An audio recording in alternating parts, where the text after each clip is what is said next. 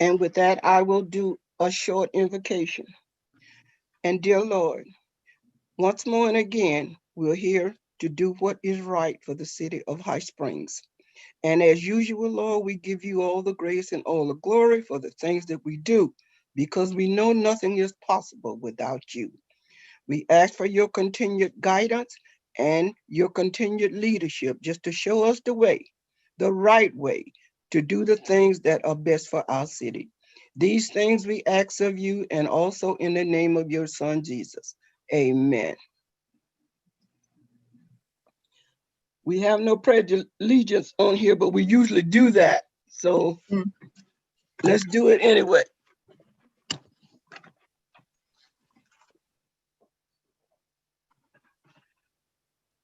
I pledge allegiance to the flag of the United States of America and to the republic for which it stands, one nation, under God, indivisible, liberty and justice for all. Thank you.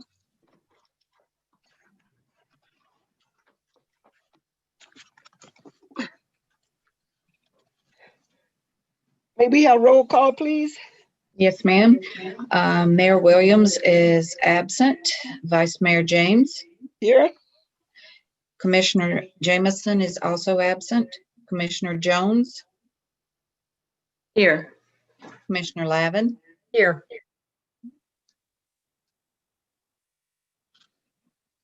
Okay, thank you.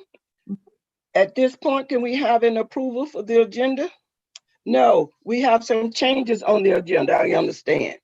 Yes. First of all, we're going to omit or delete the presentation of the certificate of appreciation. Yes, ma'am. Okay, and then under new business, we're going to add an item for the recreation department concerning a pickup truck. Yes, ma'am. All right. Now with those changes, if I could get an approval from someone. I'll make a motion to approve the agenda with the amendment. Second.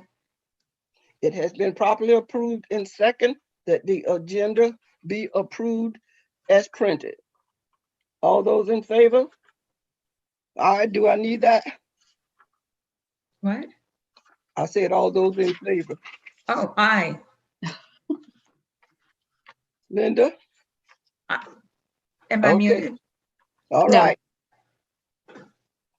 Okay, let's go with item number 1 on unfinished business. Consider ordinance 2020-2. Madam Mayor Pro Tem, I'll read this by title only and we'll have a motion to place it on the floor and I'll give a little additional information. This is ordinance number 2020-12, an ordinance of the City of High Springs authorizing the use of public funds for purposes of litigating and advertising to educate and inform the electorate of Alachua County's proposed charter referendum, asserting the appropriate legislative findings as to the expenditure of public funds and the benefits accruing to the city therefrom, asserting that such expenditures will serve a proper public purpose, repealing all ordinances in conflict and establishing an effective date. The appropriate motion would be to pass upon second reading by title only ordinance number 2020-12. Discussion?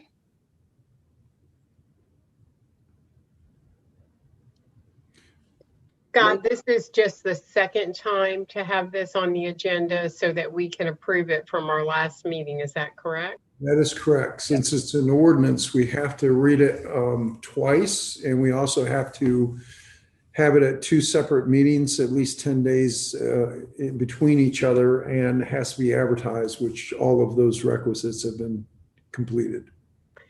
Can you explain why we're doing this so that the public who might be watching understands why we're taking this step to protect the city's right to make decisions about the zoning, this particular charter amendment? I would be happy to, Commissioner Lavin. The issue comes about as a result of the county's Charter Review Commission, which automatically occurs each 10 years. And the county commission appoints between 12 and 18 members on a board that sits somewhat independent of the county and decides as to whether there should be amendments to the county charter. And then in a ministerial fashion, the county has to pass an ordinance once the county charter review board meets and gives the county their end product. The county then meets and has to place that on the agenda. So that process has occurred. And one of the amendments, it's called Amendment 4, has a provision which states as follows, and I'm going to paraphrase it, of course, but basically what that amendment does is it allows for the creation of a growth management area map. And it's not all of unincorporated Alachua County. It is a map that is surrounding each one of the cities in Alachua County.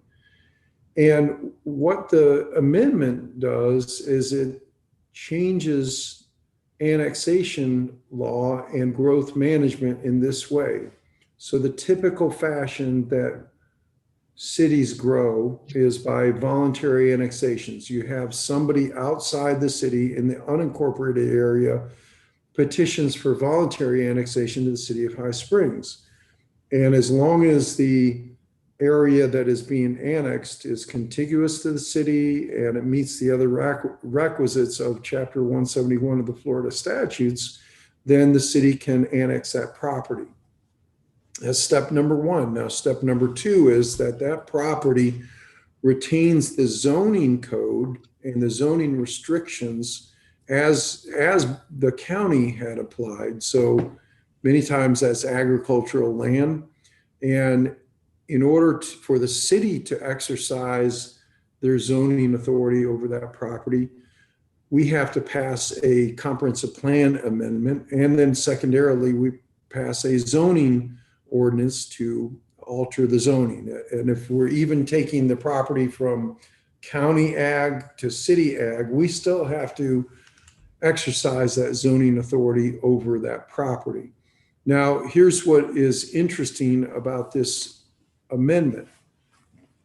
The amendment says that contra to Florida law, which is that the city has the authority to exercise its zoning powers over that annexed property, this charter amendment says countywide, when the property is within this growth area management mapped area, then the county's regulations will prevail as far as the future zoning would be concerned over the annexed area.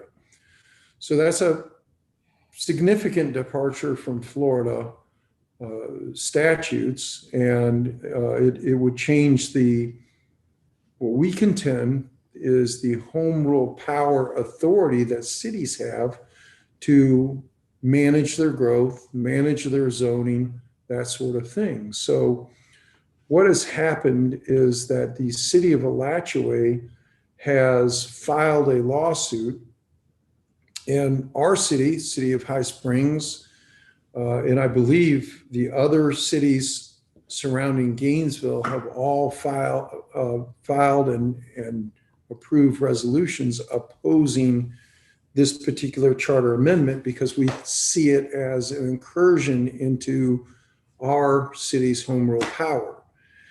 So City of Alachua has actually filed suit on this, and City of Newberry has authorized our office to file a suit. City of Archer has authorized our office to file suit, but we have not filed suit. And the reason has been that there was a hearing on October 14th in front of Judge Keim on this matter, and we did not want to file suit and cause that case to be knocked off the judge's calendar because of our filing and the complexity of consolidating those cases together. Well, that hearing happened in front of Judge Keim, and there was a determination made that the actual Charter Review Commission should be added to the lawsuit. And so now City of Alachua has filed that amended pleading to do that. And furthermore, they have agreed, the county and the Charter Review Commission and the city of Alachua have agreed that there would be a very abbreviated process to go to summary judgment hearing on November 24th of this year. And so that has been the scenario thus far as the litigation is concerned. The need for us to delay filing our lawsuit, we believe, is now no longer in place. So the city of Newberry and the city of Archer's lawsuit will be filed probably tomorrow. And this will then contest the validity of the Charter Review Amendment 4, because the contention in the lawsuit is that the citizenry would, by reading the title or the ballot summary of this particular charter amendment, would not really understand the nature of this is taking away home rule powers of the cities, and therefore it's confusing to the voters, and it is an inappropriate measure, and it should be not valid, as even if there is a successful vote, it should not be valid. So if the vote happens on November 3rd and the measure is rejected, the case is moot and the lawsuit doesn't go forward. The lawsuit would go forward if the measure is approved by the electorate, and then the issue would be before Judge Keim as to whether or not this is a valid measure. The ballot summary is valid under Florida law. Interestingly enough, the measure meets the requisites of 75 words or less in English. However, in Spanish, it's 90 words. The statute says it can't be more than 75 words. So there's some interesting legal questions, not only as to the substance of the ballot summary, the charter amendment itself, what it does, what it does not do, creates this map. Can you add to the map? Can you delete from the map? What is the process? None of that is really outlined in the charter amendment provision. And so the contention on the city of Alachua is that this is not proper and it is invalid.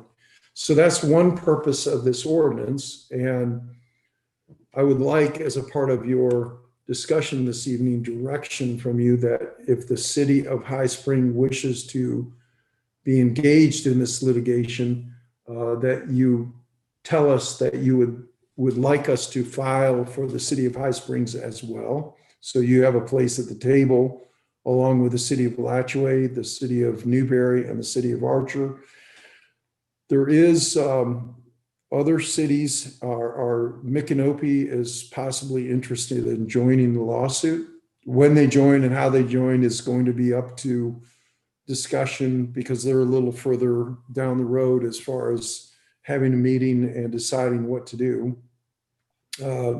I've heard that Waldo is interested in joining the lawsuit, as is La Crosse. I haven't had any direct communication from Hawthorne just yet, so I will be reaching out to them to find out what their council wishes to do.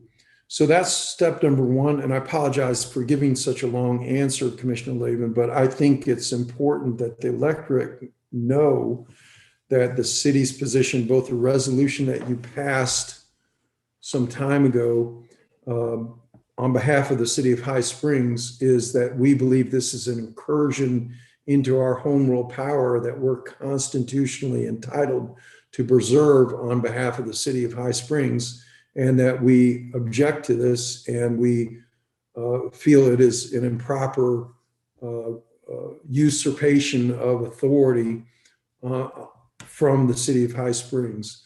The second point that this ordinance does, it allows you to educate the populace, our citizens, as to what is going on here. You cannot advocate when there's a referendum measure like this.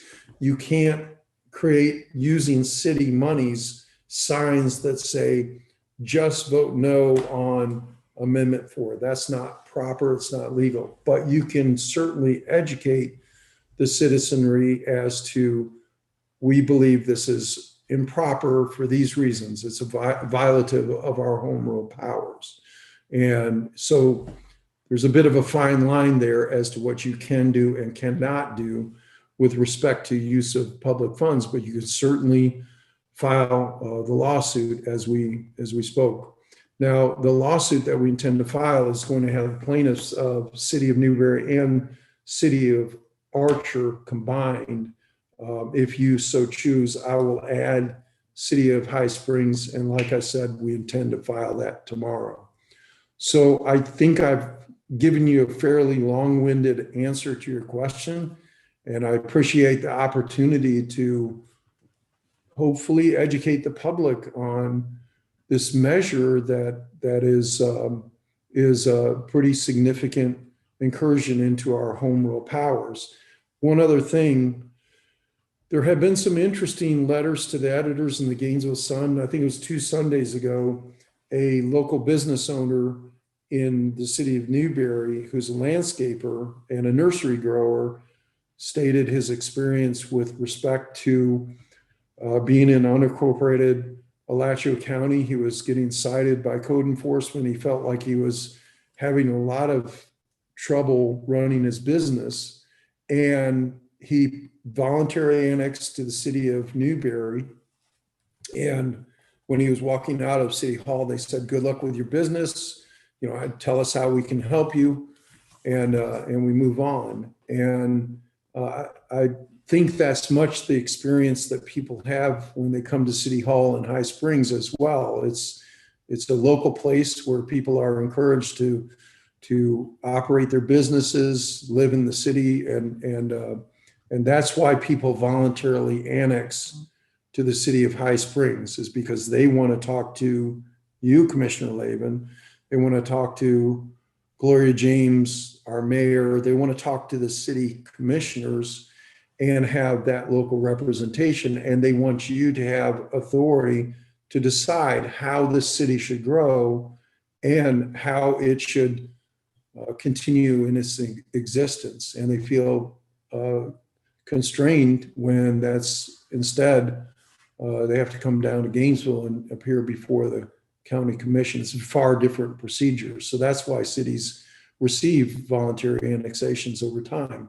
But there's some interesting discussion going out there, and that article in the Gainesville Sun, letter to the editor, described exactly the point that we're making here this evening.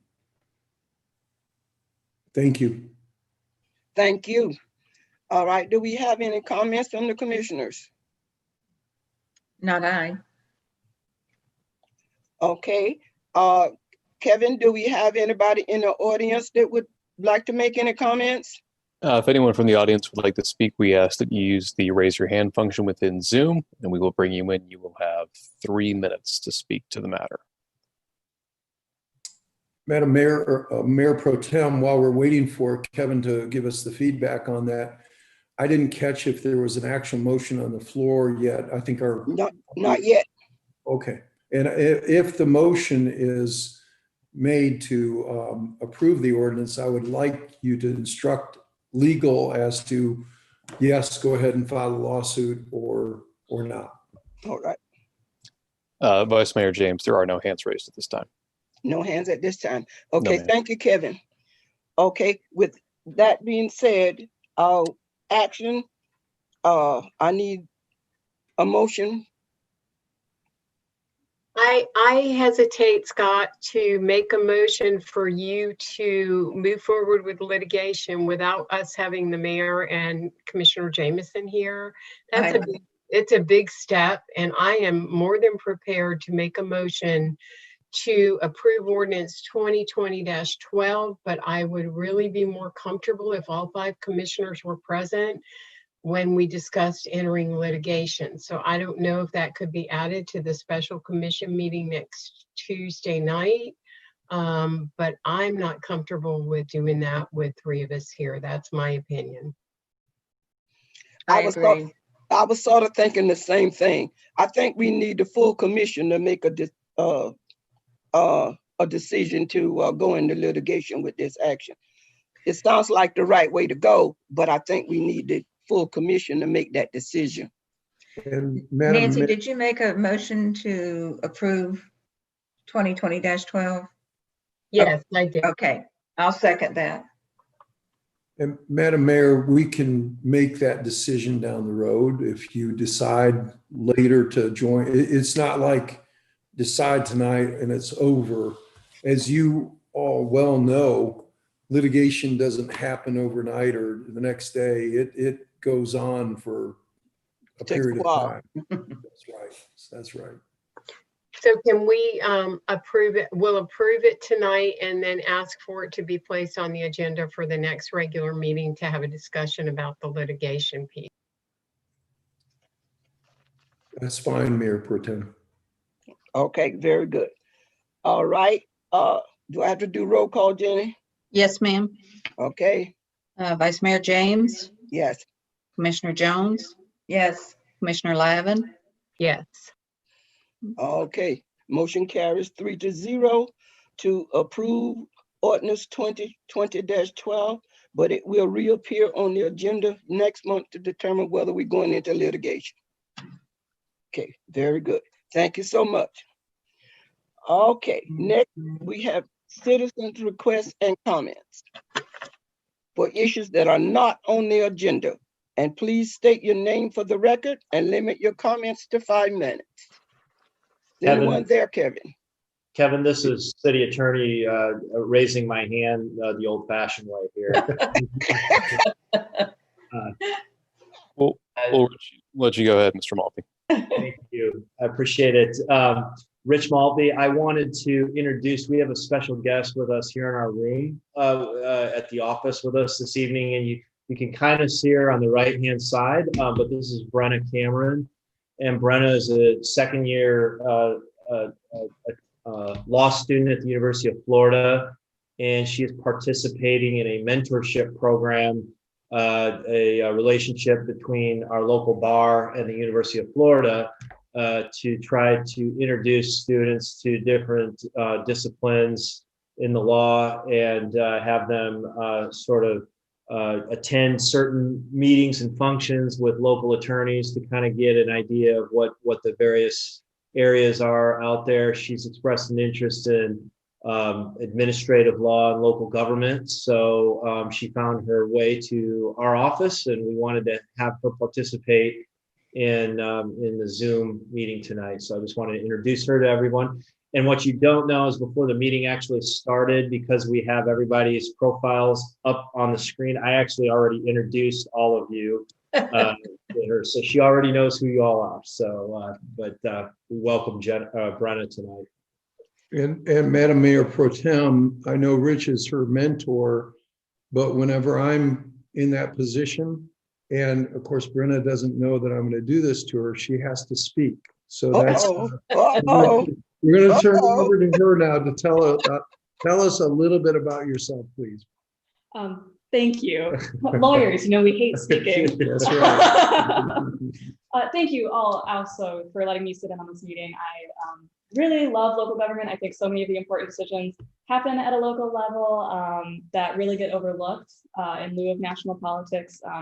This is very exciting for me as I go through law school, and I'm out of kind of the standard formula classes that we have to take our first year and really getting to explore the different areas of law. And I'm very excited to be here. Thank you all. And thank you obviously to Rich for inviting me and Scott for. Thank you. Well, we welcome you aboard and say good luck to you. Thank you. Is there anyone else, Kevin? I'm just going to encourage people to raise their hand if they would like to speak. So we'll give them another minute to do that. So if anyone would like to speak to the commission for items not on the agenda, you'll have 5 minutes to do so. Please raise your hand using the raise your hand function within Zoom, and we will bring you over. And there are no hands, Vice Mayor. No hands. Okay, let's move into new business. Item number 1, selection of top 5 city manager applicants. yes, ma'am. Madam Vice Mayor, as you know, we've received 27 applications for the position of city manager. And each of the commissioners were to submit their top 5 choices, which I have received, and they are listed in alphabetical order only, not in choice. It's John Cameron, Seth Lawless, William Lawrence, Don Rosenthal, and Ashley. I'm not sure if it's the pronunciation of her last name, Stetosis, something, I'm not sure. The commission will need to approve these 5 finalists and then proceed with the interview schedule for Tuesday. Okay, I'll make a motion to approve the 5 finalists and proceed forward with the planned interview schedule on Tuesday, October 27th. Second. very good. It has been properly moved and second that the 5 top candidates that we see listed here be approved. Anything else you need on that, Jenny? No, ma'am. Very good. All right, let's move on to item number 2. I think we need, did we vote? Do we need to? There was a motion and a second, but Right. no call for vote. Do we need to? Yes, Yeah. ma'am. All right, well then let's go back and vote. We want to do it right. All those in favor? Aye. Aye. Aye. Those opposed, same sign. All right, the ayes have it, 3-1. Or 3-0. Okay, now we can move to item number 2. Consider authorizing the submittal of a request for inclusion to the FDEP State Revolving Fund for funding of the planning and design for the water treatment plant and transmission facilities. Do we have someone to speak on that? I believe we have Tim Norman and Greg Lang. This Brought is over. Tim Norman at Midtower and Associates. Good evening. This is based on the workshop we had a couple of weeks ago. Basically, what this item is the first step in obtaining funding from the state revolving fund for the water treatment plant and transmission system improvements. The estimated cost for that project, very preliminary costs, are roughly $5.8 million. This is the first step in the funding process. It does not commit the city to anything at this point. It's just merely the first step to get you in line to get funding for the planning and design for that project. So we will do that at no cost to the city. I'm happy to answer any questions about that you may have. Any questions, commissioners? I'll make a motion to authorize them to submit the request for inclusion to the FDEP State Revolving Fund for funding of the planning and design of the water treatment plant and facility. Second. All right, has been properly moved and second. Do all those in favor, aye, please? Aye. Those opposing, same sign. Okay, motion carries 3-0. Item number 3. Consider authorizing the submittal of funding application to Suwannee River Water Management District for expansion of the wastewater treatment plant and effluent disposal facilities. Yes, we discussed this at the last workshop, but we had previously submitted for funding for this from Suwannee River. We thought we had a very good chance of being funded. Unfortunately, we weren't, but we're going to resubmit the same applications again. We're still waiting to hear from the alternative water supply that they have not made a determination there. We don't have high hopes for that at this point, but we're going to go ahead and resubmit the application to Suwannee River to try to get 100% grant funding for the plant expansion. And that dollar figure is in the $4.8 million range. 4.8. All right, comments, commissioners?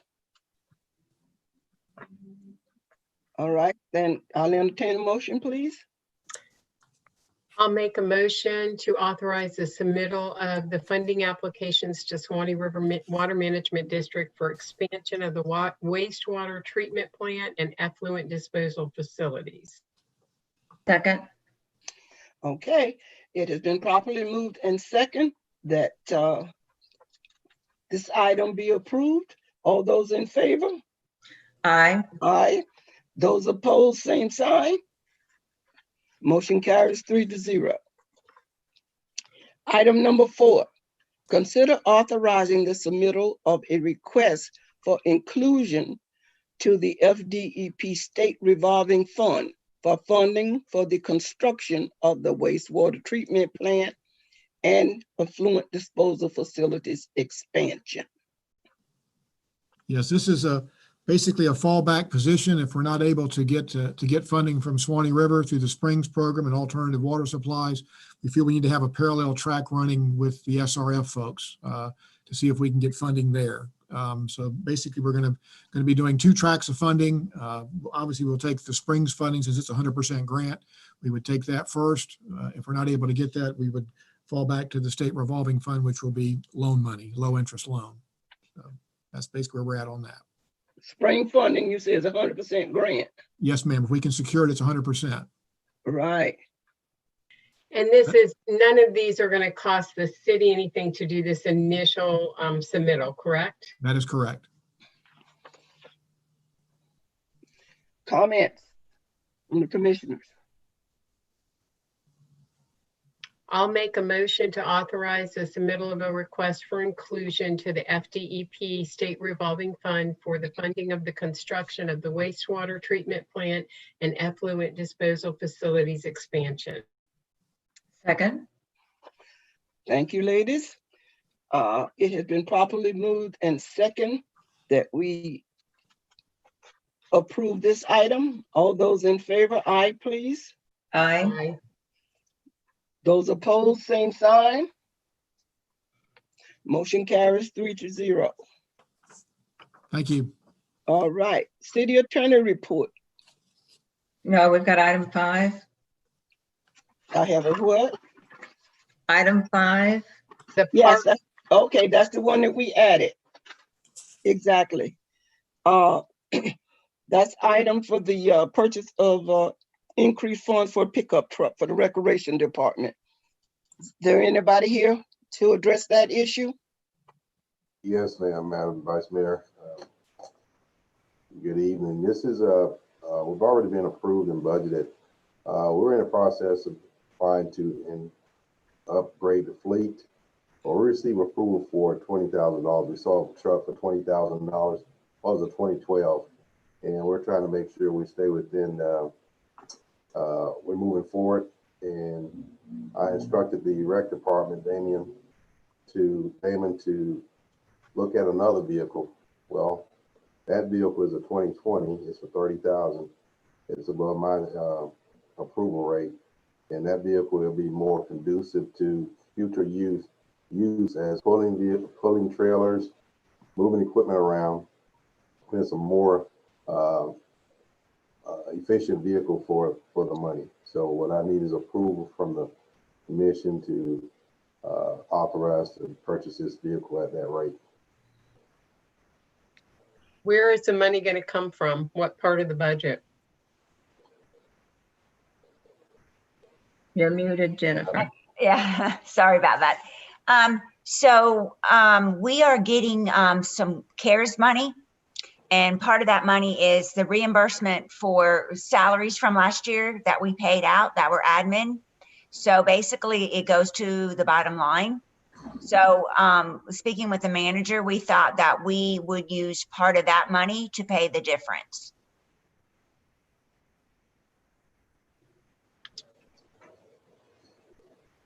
Is that I guess then that's an appropriate way to spend the money. I mean, Well, they're reimbursing us for something that we've already paid for. Yeah. So we've paid for it. So it's not like we're doing something to get reimbursed. We're getting reimbursed for something we've already paid for. So we do have this. So this CARES money is unbudgeted money. I think the manager will be bringing up something else that CARES money will be paying for. We were given $101,400 to spend. So that this will be kind of part of, because we have already paid for it last year. It will be right now money that we have to budget. When we do a budget amendment, we're going to actually put that 101,000 in revenue with the matching expenditure. Part of the matching expenditure was last year, $50,000. And that's part of what they're reimbursing us for. That makes sense. Okay, so this is money that we've got coming in that we're going to use to make up the difference here. Yes, ma'am. Okay, And we also, there's that, and we've also are seeing too that the state revenues, of course, we don't know how it's going to ultimately end up, but they are coming in higher than projected. So, but solid money coming from the reimbursement of the CARES money. And we're doing this within the purchasing guidelines, Jennifer, so there's no problem there, even though it was budgeted at 20 or 25 and we're at 30, that's not going to be a problem with the purchasing guidelines that we just passed. No, as long as it's over his, you guys put in the budget for 20, he's allowed to go up to 25. It is over, so that's why we're bringing it, so that we are staying within those guidelines. So I just want to say, our Parks Department is doing a fabulous job. I've been watching them. I see them working. I see what they're doing. They just replaced all the curbs down at the Civic Center. Our facilities are being maintained in an extraordinary manner compared to the way that it used to be. So I'm really impressed with that. But the reality is they have to have the right equipment to do it. So based on that, I'll make the motion to approve this additional expenditure so that they can continue to maintain our facilities and have the right tools. A second. okay, it's been properly moved and second that we provide the extra money that's needed for the pickup truck from the CARES money to be received. All those in favor, aye. Aye. Aye. All those opposed, same sign. Motion carries 3-0. Okay, now we will ask for the city attorney's report. Mayor Pro Tem, we don't have this as a discussion item on the agenda tonight, but we, in some conversations that we had with Jenny, we thought it would be appropriate to at least bring this up with the commission and in our attorney report and maybe entertain a little bit of discussion on it. But as I'm sure many of us know, effective November 1, Governor DeSantis, his executive order expires with respect to our ability to hold the public meetings and hearings via Zoom, just as we're doing right now. And so there's probably a couple things that we need to think about and looking towards the county to see what they are implementing. Probably two things. The first one would be whether when we go back to in-person meetings, does the city have a preference in terms of screening participants or members of the community and anybody on the dais who's going to be participating? And as part of that screening process, do we also require masks to be worn? So obviously, as we all know, that has been the subject of much controversy here in Alachua County. So do we want to implement that in the city of High Springs with respect to our public hearings after November 1st? That's one item.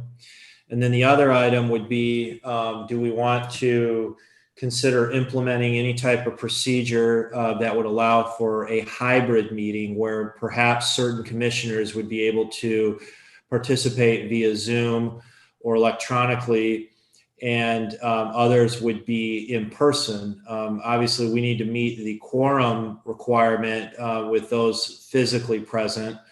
And but then there's this other issue that that has been discussed among attorneys and, of course, the local governments in the county, as far as whether we can still have one or two commissioners participate via Zoom or, again, electronically.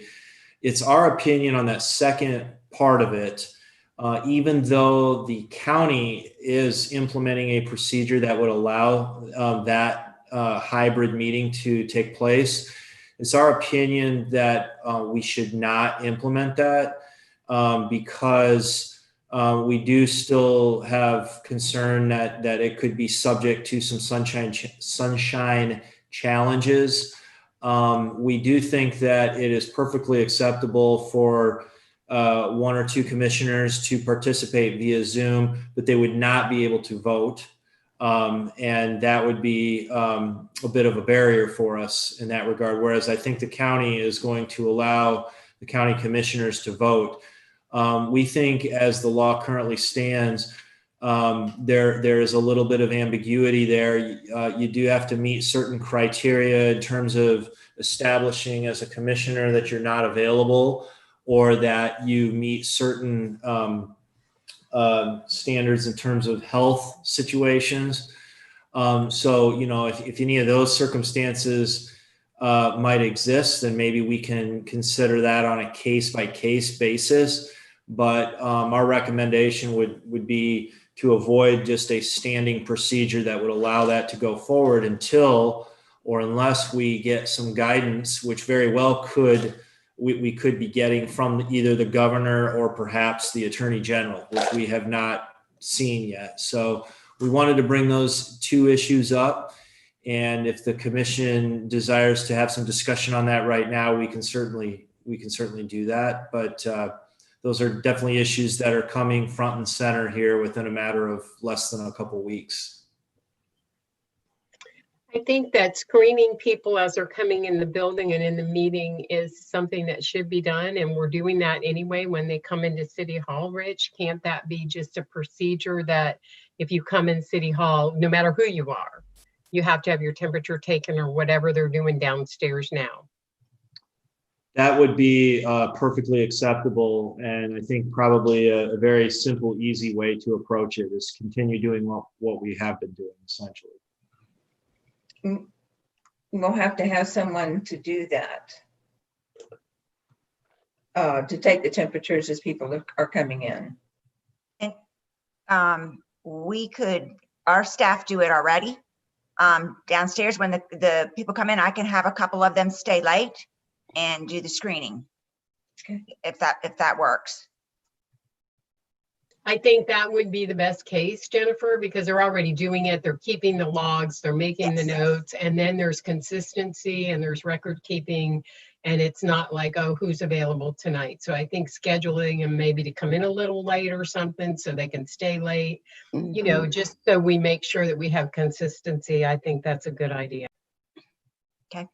I agree with that too. We're already doing it, so we could continue with it the way that we're going. And I think that's a good suggestion, Nancy. If they come in late on the day that they come in later and then stay later, and you're covered. Very good. And I think we have to follow the county mask ordinance, Rich, don't we? I mean, we are under that law still, are we not? We certainly are. And as you may also know, the city of Newberry has passed a resolution to opt out of that, and that has been the subject of some substantial controversy. We don't have that in High Springs or any of the other cities as we understand it right now. I am inclined to wear masks. I will continue to wear masks even after it's lifted, I guess, until we can find a cure, a shot, a vaccine. I feel more comfortable wearing a mask. I do know that there's a lot of controversy over it, and that if everybody wears it, then we're protecting each other. That's not going to happen. We've seen too many people who get irate about being told they need to wear a mask. So, but I myself feel more comfortable wearing a mask until we can determine that we're not going to infect each other. Isn't the policy in coming into City Hall that you have to have a mask on right now? Well, yeah, but after November 1st, is that going to continue? I think that's according to the Alachua County ordinance, the mask ordinance. So Jenny, that's what's happening now for anybody coming in City Hall, right? That's correct. Mhm. So That sounds great to me. I'm all for it. I just, like I said, I would not be comfortable not wearing a mask, and I would feel more comfortable with others as well. But I recognize that there is a lot of dissension about that. I'm with you. I wear mine as well. I'm one of those senior people with underlying conditions, so I have plenty of reason to wear mine. I'm more comfortable doing it, and I'm more comfortable when you do it as well. Realizing it's your choice, but it makes me a lot more at ease. Well, like I you mean, say, right meaning- now, it's you not. meaning the other choice. person. Mm-hmm. Yeah, So, I agree. Absolutely. So do we need to make some sort of motion on this? I'm of the mind that we need to follow the Alachua County ordinance, the mask ordinance. It is the law and we need to follow it. And I think we need to follow the tradition that we've set in taking temperatures and have that staff do it. Do you need us to do some sort of ordinance or motion on this? Well, I don't think it's you can't make necessary. a motion. I'm sorry. We can't make a motion. It's not an agenda item. Yeah, I was Just a going discussion. to say, and we don't think that we need a motion here. It sounds like we have a consensus. Obviously, we don't have the full commission in front of us, but this can also be this could be added to the agenda at our next regular meeting. We can have it as a discussion item then as well. But I think we have an understanding as far as what the protocol is that the city will be following next week, or 8 days, 9 days. and I like the issue of having, if a commissioner is sick, not able to attend the meeting, be able to attend virtually as we are now. Even if they don't have the vote, they wouldn't have the vote anyway if they couldn't attend the meeting, but at least they get the benefit of still being part of the discussion. We all get colds or whatever that we don't want to expose everybody to, and we stay home because of that. I think it's a good idea that we're able to still attend, but not vote if you're not in chambers.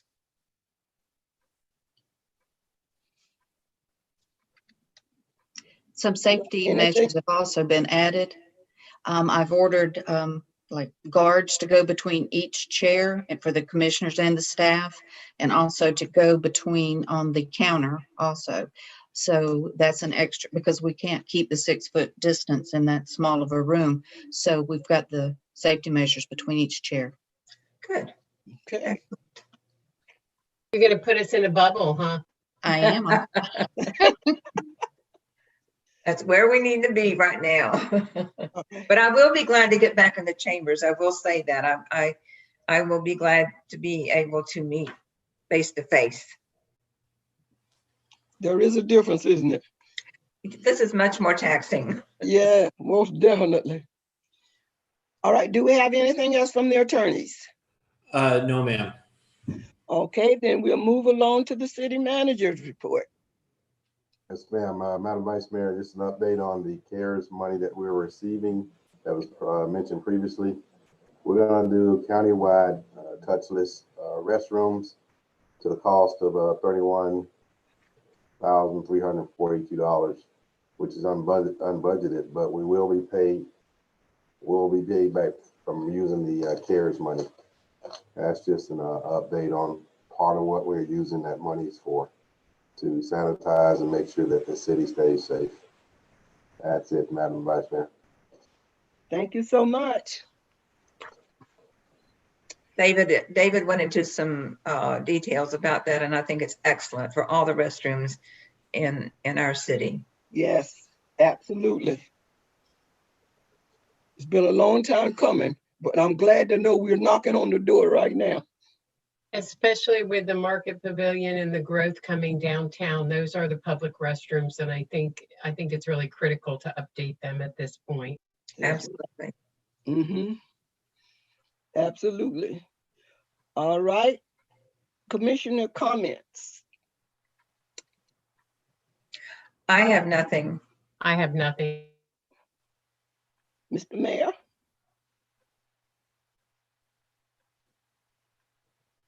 Did he leave? No, he's muted. All right. We'll be having a farm share food giveaway on November the 14th. First responders in the city. So that'll be November 14th at the Civic Center, what we usually do, and we'll be in complete charge of it. Those ones just come from Jacksonville won't be with us, so we'll be doing the majority of it. We're doing it on our own this time. Yes, ma'am. And we're trying, we have enough food for 400 families. All right. And that'll be a couple weeks before Thanksgiving. Perfect timing. Yes, it is. Very good. That's all I have. All right. That's it. I have nothing. So I'll entertain a motion. So move. Good night, everyone. All right. Meeting adjourned at 7:30.